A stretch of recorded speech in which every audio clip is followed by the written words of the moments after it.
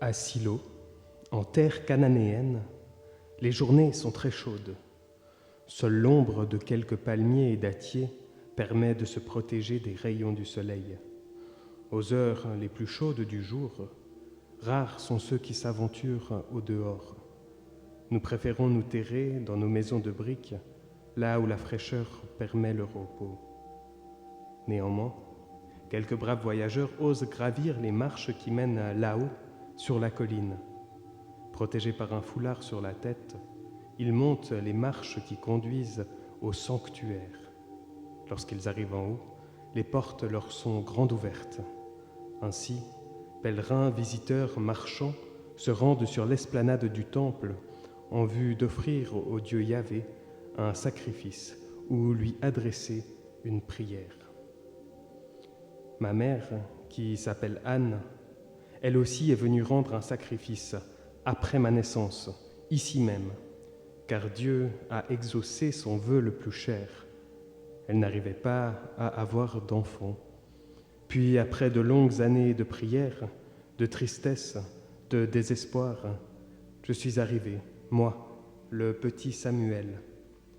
D'ailleurs, mon prénom raconte mon histoire. Il veut dire « prêté de Dieu ». Alors, lorsque ma mère est montée ici, avec moi, après ma naissance, elle a décidé que je deviendrais serviteur de l'Éternel.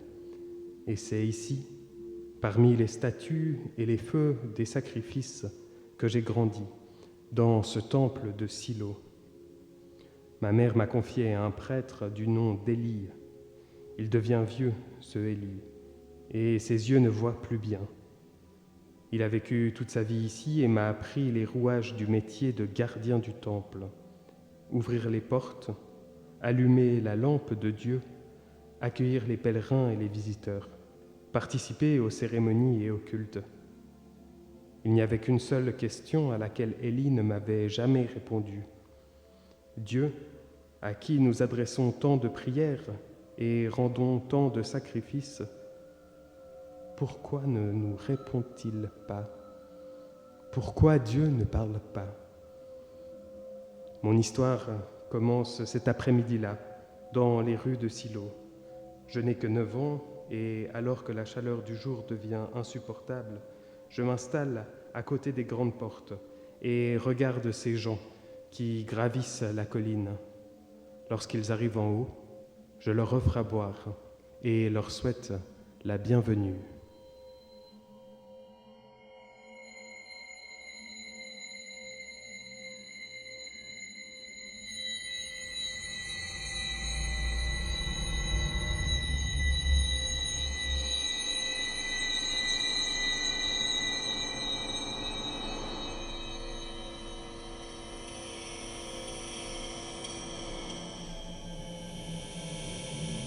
Mais cet après-midi-là, il n'y eut personne. Je scrutais l'horizon à la recherche d'une ombre, d'un bruit, mais rien à faire. Personne ne venait. Le vieux prêtre Élie était resté caché dans sa chambre toute la journée. Et moi, je me sentais seul. Même, je m'ennuyais.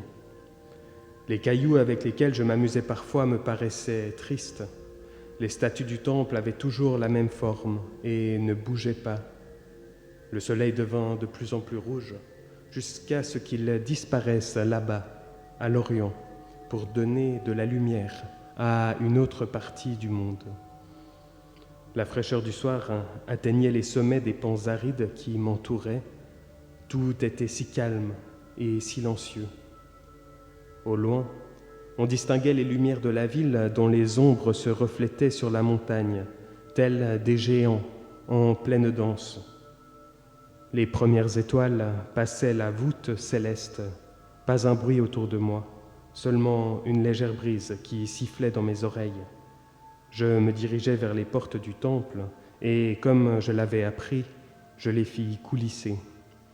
Dans un bruit sourd, elles se refermèrent, me plongeant ainsi dans l'obscurité du temple. Heureusement, une dernière flamme brûlait à côté de ce coffre immense qui renfermait les tables de la loi données à Moïse. C'était la lampe de Dieu qui brûlerait encore quelques heures dans la nuit avant de s'éteindre. Je m'endormis paisiblement à côté de l'arche de Dieu.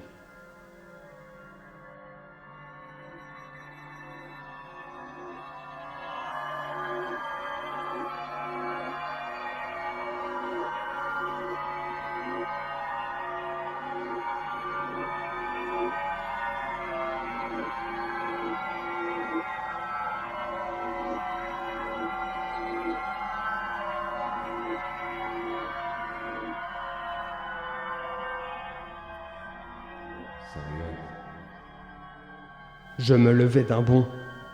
Quelqu'un m'avait appelé, ou avais-je rêvé? Dans la nuit noire, la lampe de Dieu était presque éteinte, et l'obscurité laissait libre cours à mon imagination. J'étais pris de peur. Je me levai et me dirigeai vers la chambre de ce vieux Élie. « Maître, me voici puisque tu m'as appelé. » Élie sursauta. Comme il n'avait plus la vue, il ne m'avait pas vu arriver, et il dormait, lui aussi. Il leva la tête, se redressa sur son lit, étonné, et me regarda. « Je ne t'ai pas appelé. Retourne te coucher. » Je refis le chemin jusqu'à ma natte, frôlant les murs pour ne pas perdre l'équilibre dans le noir. Je retrouvai mon lit, me couchai. J'avais sûrement rêvé, il n'y avait personne d'autre dans ce temple.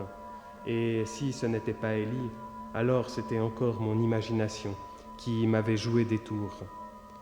Je fermai les yeux et me laissai bercer par le souffle qui entrait de dessous les grandes portes du temple. Samuel. Une seconde fois, une voix me réveilla. Cette fois, j'en étais sûr, c'était bien Élie qui m'avait appelé. Je courais jusqu'à sa chambre. Il n'avait pas eu le temps de se rendormir. « Je ne t'ai pas appelé, mon fils. Retourne te coucher. » À peine avais-je franchi la porte de sa chambre que la voix résonna encore une fois. « Samuel. » Plus aucun doute, cette fois c'était bien Élie qui m'avait appelé. « Me voici puisque tu m'as appelé, dis-je en pénétrant à nouveau dans la chambre du vieil homme. Dans son regard, je lus qu'il avait compris ce qu'il se passait.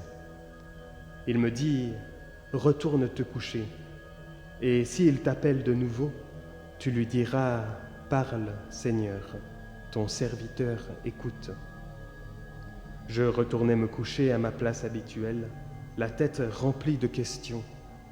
Était-ce réellement le Seigneur qui s'adressait à moi? On m'avait dit qu'il ne parlait plus à personne.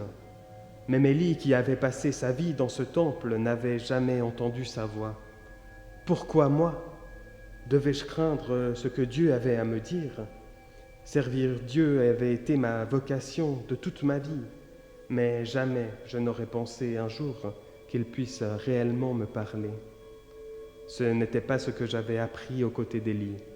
Dieu était dans le ciel, lointain. Il recevait nos sacrifices par la fumée qui s'envolait en tournant vers les cieux. Il était représenté par des statues dans le temple, justement parce qu'il était absent. Voilà que Dieu, lointain, se faisait proche, et plus proche que jamais, car il me sollicitait directement, moi, un garçon de 9 ans. La dernière fois que Dieu m'appela, je me mis à genoux, et les mains jointes, je répondis, « Parle, Seigneur, ton serviteur écoute. »